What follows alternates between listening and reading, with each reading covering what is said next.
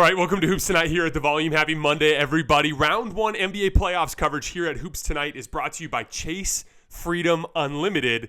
How do you cash back? All right, here's the plan for today. So in this morning's video, we're going to be breaking down last night's game between the Wolves and the Nuggets.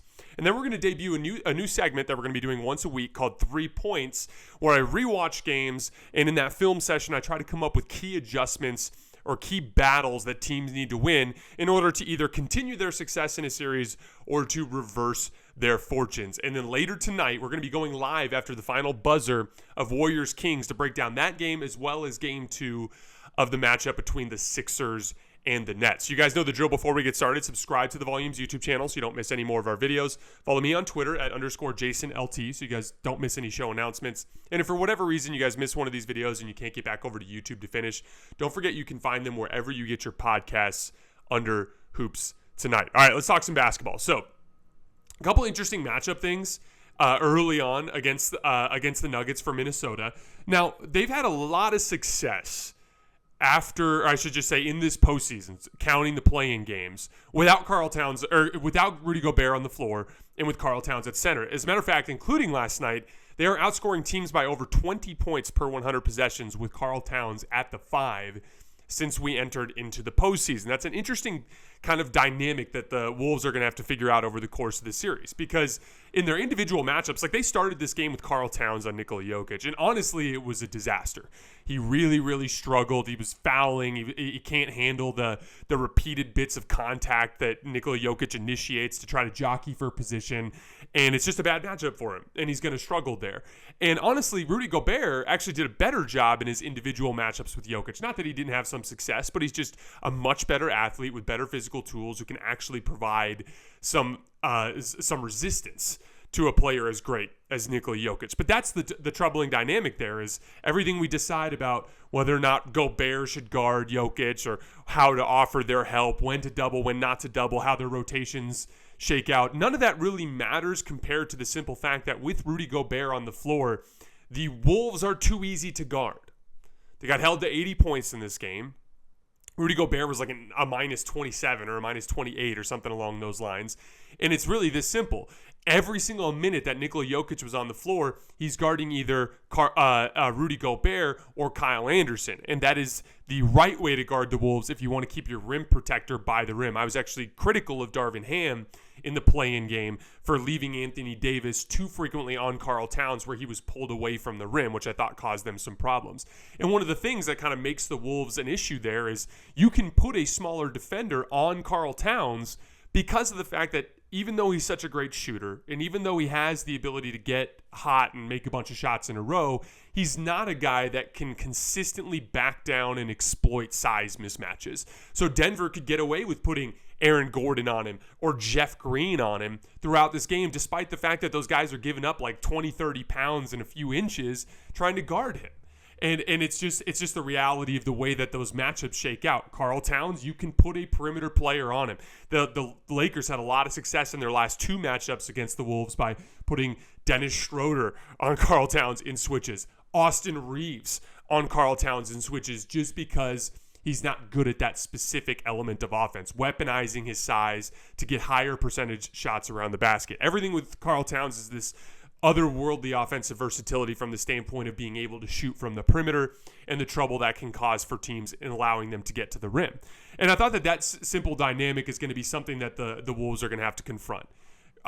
This may not be a series for Rudy Gobert simply because of the fact that your only chance to beat Denver is to attack their weakness. And Denver's weakness is they struggle to contain teams when they go 5 out because of Nikola Jokic and his inability to guard on the perimeter, right? So they might need to eventually just pull the plug on Gobert entirely or only play him with the bench group when Karl Towns is off the floor to give them a better chance of scoring in this game. And again, like, they have a lot of guys that when you dare them to shoot or you start to get in their head by attacking their weaknesses, they can struggle. Guys like Kyle Anderson, guys like Anthony Edwards, they're going to miss some shots when you dare them to shoot, right? But if they're super comfortable because they're getting to the basket too, because they have tons of spacing. Now they're playing confident. Now they're playing in a rhythm, and that's going to lead to some of those jump shots starting to fall. I think that's their best pathway to making this a competitive series. I thought Nikola Jokic really triggered the run in the second quarter. Minnesota defends at an extremely high level. They have tons of athleticism. They play passing lanes well. Lots of long arms around that make all those little passes that the Nuggets like to make difficult to make, and they competed and stayed in the game. But in that second quarter run, Jokic started wearing out Karl Towns just in the post down there on the right block. Then to end the quarter, they started running a lot of stuff through Jamal Murray. He's got a really interesting chemistry already with Michael Porter Jr. as a cutter. He had a nice scoop pass into the lane as Michael Porter Jr. flashed middle, and he got a two-handed dunk. He had another play where he beat someone off the dribble and had a drop-off pass. And MPJ, again, a guy who's such a great shooter, rather than just settling for that three in the corner, he just cuts out of the corner and gets a dunk out of it instead. When you see those opportunities, as great as shooter as you can be, it's the same thing I was talking about with Karl Anthony Towns. As great of a shooter as you can be, you want to supplement that with easier shots. That's what allows you to be more consistent. To give you an idea of just how dominant that first game was, Denver averaged about 5 more points per 100 half-court possessions in that game. And they got out in transition on 20% of their possessions. This is such an amazing part of the way that Nikola Jokic can attack a defense. Highly underrated part of his game that doesn't get talked about enough. He's so good at getting the rebound and immediately making the correct outlet pass to compromise a team in transition. If you're getting 5 more points per half-court possession and you're getting out in transition 5% more, the Wolves got out in transition about 15% of the time, the Nuggets about 20% of the time, that's you having an advantage in every phase of the game, and that's going to be a problem. Couple of good notes for Minnesota. They had 3 lineups with Cat at the 5 that performed really well. Those 3 lineups combined to go about plus 15 total. A lot of Kyle Anderson, a lot of Anthony Edwards alongside Karl Towns, right? Offensive skill, spacing the floor, Karl Towns at center. But as far as Denver goes, great start. They had a great defensive game plan. Like I said, they did what you're supposed to do when you guard Minnesota. Keep your best rim protector away from Karl Towns so that you can keep him at the rim. And then that's a good Minnesota defense that they finally kind of cracked in that second half and started to have a lot of success. They're attacking the series with the right level of intensity. They're setting the stage to improve their habits to be prepared for a much tougher matchup in the second round against the Clippers or Phoenix. All right, time for a new weekly segment called 3 Points, brought to you guys by Chase Freedom Unlimited. Number 1, Golden State needs to do a much better job of containing the basketball at the point of attack against De'Aaron Fox and Malik Monk. So I was pulling some numbers this morning when I rewatched the game. So the Kings actually only got 0.95 points per pick and roll, which is really good defense from the Warriors. They just have, Draymond Green and his ability to switch, and he's just one of the best pick and roll defenders in the league. Steve Kerr has those guys working hard to fight over screens when they can, but they allowed 1.13 points per isolation. So in just straight dribble drive situations with no screen, when you just need to slide your feet and beat someone to a spot, they really struggled. But this is the silver lining, because we talked about this a little bit when we did our instant reaction that night. The last 2 possessions of the game, before Andrew Wiggins got the wide open 3 in the left corner, there were back-to-back possessions. There was an offensive rebound in the middle, so it was on the same possession. But Andrew Wiggins was guarding De'Aaron Fox, and he flattened out the drive and forced De'Aaron Fox into a spinning jump shot over his left shoulder that he missed.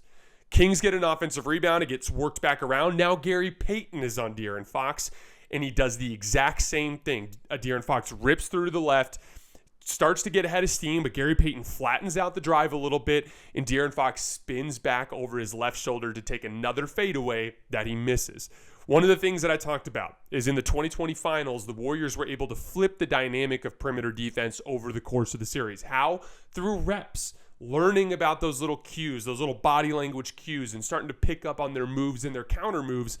And you start to anticipate things better, which buys you just that little bit of extra time to make your first step and cut them off, which can be the difference between a driving layup and a truly compromised defense versus a contested pull-up jumper where they're not driving and kicking to wide open shooters. That fourth quarter was a disaster. I rewatched it again today. They could not contain the basketball, but those 2 stops at the end are a great indicator of what they can do and what they'll need to do in order to win that series. Number 2, The Lakers need to keep running their late game offense through Austin Reaves. We talked about this a little bit yesterday, but the gist of it is because of the matchups, Anthony Davis is being guarded by Jaren Jackson. LeBron James is being guarded by Dillon Brooks. LeBron and Anthony Davis are better basketball players than Austin Reaves. That's not exactly a hot take.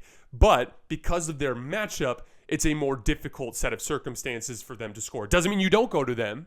It just means you're actually better off attacking the best matchup. This is the advantage of having 5 threats on the floor. When you have D'Angelo Russell, Austin Reaves, and Rui Hachimura alongside LeBron James and Anthony Davis, and LeBron and AD are getting the 2 best physical athletes guarding them, you've got lesser defensive players guarding you. A lot of Tyus Jones down the stretch of that game, who's better than Ja Morant, by the way. But if Ja Morant plays again in this series, I mean, when I say better than Ja Morant, I mean better defensively. Ja Morant's obviously a better player. But if you have Ja Morant later in the series, that's an even better set of circumstances, but that's your guy. Austin Reaves was having success attacking Tyus Jones. Then they tried to switch Desmond Bane on him. Then they were able to run guard-to-guard screens with D'Angelo Russell to get Desmond Bane off onto Russell and to get Tyus Jones back onto Austin. Then they could run their action. Even then, Austin got a bucket and pick and roll against Desmond Bane because they wanted to switch the screen and Jaren Jackson was too far back. They got great looks running the offense through Austin Reaves down the stretch. As a matter of fact, he averaged 1.44 points per pick and roll in that game, which is off the charts good. They ran 5 pick and rolls for Austin in the fourth quarter after just 4 in the first 3 quarters. Last but not least, number 3, the Suns have to do a better job of competing against the Clippers in the physical battles that take place on the basketball court. We talked a lot about offensive rebounding in last night's show. I'm not going to dive any further into that. You guys saw the numbers. It was like a 15-6 advantage. That's just you got to box out. You got to box out. You got to pursue the basketball. Guys like Terrence Mann and Russell Westbrook in particular, just sprinting through and just shooting to the basketball and beating guys to the spot. You've got to win those particular physical altercations. But I want to talk a little bit about ball denial because I thought this played a huge role in this game. KD likes a good, versatile offensive approach. And he doesn't particularly love to run pick and roll because he knows they're going to send multiple defenders to them, which puts him in a predicament where he's a passer. He'd rather fight for position somewhere on the floor where he can get a shot. No big shock. He's one of the best scorers in the history of the league. Here's the problem. In post-ups, ISOs, and handoffs in that game, he wasn't nearly as successful because Kawhi Leonard is a stronger athlete than KD. It's a super physical environment, and he was able to fight him off of those spots and in many cases just straight up deny him the basketball. That major play at the end of the game, Kawhi's denying KD, and Russ ends up saying, screw it, I got to go now, and he ends up taking that one-leg fadeaway, ends up drawing a foul on Russell Westbrook and getting 2 free throws, on Devin Booker, and gets 2 free throws out of it. But that ball denial on Kawhi Leonard from Kawhi Leonard on KD was a huge factor in kind of taking KD out of the offense at the end of the game. Kevin Durant actually averaged 1.44 points per pick and roll in this game, including passes, even though he wasn't taking a ton of shots out of it. So what I would do, and I talked a lot about this when they first signed KD, get him on the ball. He's the best pick and roll ball handler in the league this year. I get it. He's a great spot-up player.